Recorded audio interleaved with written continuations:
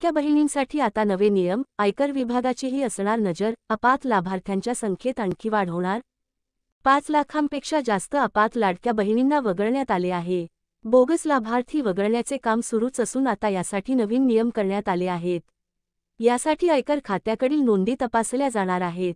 महायुती सत्तेत येण्यासाठी गेमचेंजर ठरलेल्या लाडकी बहीण योजनेची मागील काही महिन्यांपासून खूप चर्चा आहे.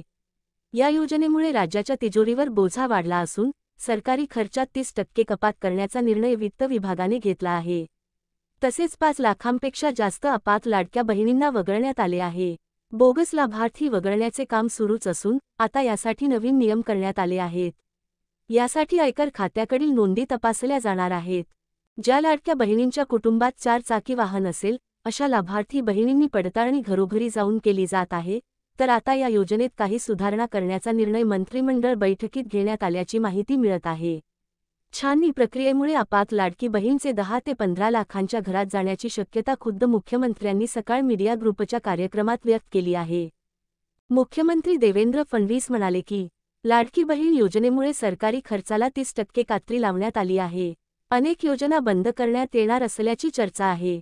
लाडकी बहीण योजनेचे वार्षिक बजेट तब्बल 45,000 कोटी आहे. अपात्र 5 लाख लाडकींमुळे राज्याच्या तिजोरीला 450 कोटींचा फटका बसला आहे.